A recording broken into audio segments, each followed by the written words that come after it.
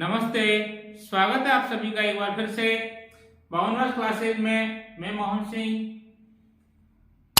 आज आपको पढ़ाएंगे करण कारक तृतीय व्यक्ति का सेकंड पार्ट। इससे पहले हम करण कारक का एक पार्ट अपलोड कर चुके हैं, उसको आप हमारे चैनल पे जाकर के प्लेलिस्ट में कारक प्रकरण में देख सकते हैं। ये जो क्लास है जो हम पढ़ा रहे हैं संस्कृत व्याकरण, ये विद्यालय स्तर की परीक्षाओं के लिए, कंपटीशन लेवल की परीक्षाओं के लिए, सबके लिए अत्यंत उपयोगी है, क्योंकि कक्षा स्कूली लेवल की जो व्याकरण है वो सभी प्रतियोगी परीक्षाओं में अहम भूमिका निभाती है। तो आप इसको पूरा देखें, जब तक पूरा देखेंगे तभी तक आपको पूरी क्लास है उसका लाभ मिल पाएगा। तो चलो शुरू करते हैं करण कारक तृतीय व्यक्ति सेकंड पार्ट। तो एक सूत्र है अपवर्गे तृतीया। अपवर्ग का अर्थात होता है फल प्राप्ति। किसी भी क्रिया को कर रहे हैं और उस क्रिया की फल प्राप्ति हो रही है तो वहां पर तृतीय व्यक्ति होती है। इससे पहले हमने सूत्र पढ़ा था करण कारक में, वो था काला धनुर रत्यंत संयोगे। ये सूत्र भी कालवाची और अर्धवन अर्थात मार्गवाची शब्दों की योग था। ये सूत्र भी कालवाची और मार्गवाची शब्दों के लिए ही है। इन दोनों में फर्क ये है, यदि मान लीजिए क्रिया अत्यंत संयोग गम्य हो अर्थात क्रिया फल प्राप्ति को प्राप्त नहीं हुई हो तो वहां पर विभक्ति द्वितीय होती है, और यदि वह क्रिया है वो पूर्ण हो जाए तो वहां पर विभक्ति तृतीय होगी। जैसे समझ रहे हैं कि मैं करण कारक कल से पढ़ा रहा था, तो मैं कब कहूं कि मैं करण कारक 1 घंटे से पढ़ा रहा हूं, तो पढ़ा रहा हूं, अभी तक मेरा जो करण कारक है वो पूरा नहीं हुआ है। लेकिन यदि मैं कहूं कि मैंने 2 घंटे में करण कारक पूरा पढ़ा दिया तो वहां पर जो 2 घंटे समयवाची शब्द है वहां पर अपवर्ग की प्राप्ति हो रही है और वहां क्रिया है वो पूर्ण हो रही है। यदि समयवाची और कालवाची शब्दों के योग में यदि क्रिया पूर्ण हो रही है अर्थात अपवर्ग मिल रहा है, फल प्राप्ति हो रही है, तो वहां पर तृतीय व्यक्ति, यदि क्रिया पूर्ण नहीं हो रही है तो वहां पर द्वितीय व्यक्ति ही होगी। तो यहाँ पर है, इसका नाम है अपवर्गे। अपवर्ग अर्थात फल प्राप्ति, जहां कालवाची और मार्गवाची शब्दों के द्वारा क्रिया की फल प्राप्ति प्रकट की जाए। क्रिया की फल प्राप्ति अर्थात अपवर्ग प्रकट किया जाए, वहां कालवाची व मार्गवाची शब्दों के तृतीय होती है। हम इसको यहां कह सकते हैं कि शब्दों में मार्ग कालवाची व मार्गवाची शब्दों में तृतीय विभक्ति होती है। जैसे अहना अनुवाक अधीत। अहना मतलब एक दिन में मैंने वो अनुवाक है वो अधीत है मतलब पूर्ण कर लिया। अब पूर्ण कर लिया अर्थात क्रिया पूर्ण हो गई। क्रिया पूर्ण हो गई तो फल प्राप्ति हो गई, तो वहां पर अहना में तृतीय विभक्ति। क्रोशेन, अब क्रोशेन क्या है, मार्गवाची शब्द है, तो क्रोशेन अनुवाक अधीत, मैंने एक कोष में वो अनुवाक है वो पढ़ लिया, वो पाठ है वह पढ़ लिया। कई बार हम रास्ते चलते चलते काम करते हैं और मान लीजिए बात करते हैं, कुछ भी करते हैं, यदि वो रास्ते चलते चलते मान लीजिए 1 कोस 2 कोस किलोमीटर 2 किलोमीटर वो क्रिया पूर्ण हो जाती है तो वहां पर तृतीय व्यक्ति होगी।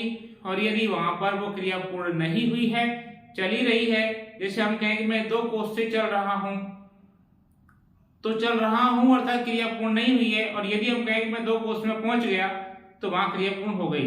यदि क्रिया पूर्ण नहीं हुई है तो द्वितीय, क्रिया पूर्ण हो गई है तो तृतीय। तो ये 2 सूत्र थे, काला दोनों रत्न संयोग जो हमने द्वितीय व्यक्ति में पढ़ा, और ये अपवर्गीय तृतीय व्यक्ति में पढ़ा। अगला सूत्र है इत्थम भूत लक्षणे। इत्थम भूत लक्षणे, इत्थम मतलब इस प्रकार के लक्षण यदि दिखाई दें तो ये कहता है जिस चिन्ह से किसी का परिचय होता हो, जिस चिन्ह से किसी का परिचय होता हो उस चिन्हवाची शब्द में तृतीया विभक्ति होती है। जिस चिन्ह से किसी का परिचय होता हो उस चिन्हवाची शब्द में तृतीया विभक्ति होती है। जैसे स जटाभि तापस प्रतीयते, वह, मान लीजिए कोई व्यक्ति हमने देखा महात्मा के वेश में और वह जटा उसके धारण कर रखी है, तो हमने सोचा, हम उसको पहले जानते नहीं, उससे हमारा कोई परिचय नहीं है, लेकिन हमने उसकी जटाओं से पहचान, क्या नाम है, अनुमान लगाया कि यह तपस्वी लग रहा है। तो वो तपस्वी है या नहीं, हमको किसके माध्यम से हमने अनुमान लगाया, जटाभि। तो जटाभि क्या है, वो चिन्ह है जिससे हमने उसका अभिज्ञान या उसका परिचय किया। तो से जटाभि तापस्य प्रतीयते, वह व्यक्ति तपस्वी है, इस निर्णय पर हम किसके माध्यम से पहुंचे, जटाओं के माध्यम से। तो जटा क्या है, लक्षणवाची या चिन्हवाची शब्द है जिसके कारण हमने अनुमान लगाया कि वह तपस्वी लग रहा है। स गणवेशेन विद्यार्थी अस्ति, वह गणवेश से विद्यार्थी है। हो सकता है मान लीजिए किसी स्कूल यूनिफॉर्म को कोई बच्चा उसका भाई पहन के मान लीजिए बाजार में आ जाए, कहीं दिख जाए, तो हमको ऐसा लगता है वो चाहे विद्यार्थी है या नहीं, लेकिन गणवेश ये बता रही है कि वो विद्यार्थी है। तो गणवेश से पता चल जाता है। तो गणवेश क्या है, वो चिन्हवाची शब्द है जिससे हमको अनुमान लग रहा है कि वह विद्यार्थी है। स गणवेशेन वस्त्रेण अधिवक्ता प्रतीयते, वह वस्त्रों से तो अधिवक्ता लग रहा। मान लीजिए किसी ने काला कोट पहन रखा है तो काला कोट को देख करके अनुमान लगा लेते हैं कि भाई ये वकील होगा। जैसे मान लीजिए कि हमारे गांव में यदि कोई पुलिस कर्मी सिंपल ड्रेस में आ जाए तो हम उसको एक सामान्य नागरिक ही मानेंगे, लेकिन यदि कोई व्यक्ति उसकी गणवेश को पहन करके, जो पुलिस की यूनिफॉर्म है उसको पहन के मान लीजिए हमारे पास आए, तो हम उसको पुलिस ही मानेंगे, चाहे वो पुलिस है या नहीं। तो वो पुलिस है तो हमने इसका अनुमान कैसे लगाया, उसके वेशभूषा से। तो जिस चिन्हवाची शब्द से किसी का परिचय होता हो उस चिन्हवाची शब्द में तृतीया विभक्ति होती है। इत्थम भूत लक्षण है, ये सूत्र आपको ये बातें बताता है। अगला सूत्र है हेतु। हेतु जिसे नाम से ही पता लगा है, हेतु अर्थात हेतु। हेतु का अर्थ होता है कारण या प्रयोजन। तो यहां कहता है, ये सूत्र कहता है कि हेतुवाची शब्द में तृतीया विभक्ति होती है। सिंपल इतना ही है कि ऐसा कोई शब्द जो हेतु को प्रकट करने वाला है, कारण को प्रकट करने वाला है। मान लीजिए हर क्रिया के पीछे कोई ना कोई कारण होता है, उस कारण को प्रकट करने वाला जो शब्द होता है वह हेतुवाची शब्द होता है, और उस हेतुवाची शब्द में तृतीया विभक्ति होती है। जैसे स अध्ययनेन जयपुरे वसति। अब वसति क्या है, क्रिया है। अब ये क्रिया वो क्यों कर रहा है, उसका कारण क्या है, वो जयपुर में रह रहा है, क्या कारण है, अध्ययनेन। क्या कारण है, अध्ययनेन। तो यहाँ पर जो अध्ययनेन है वो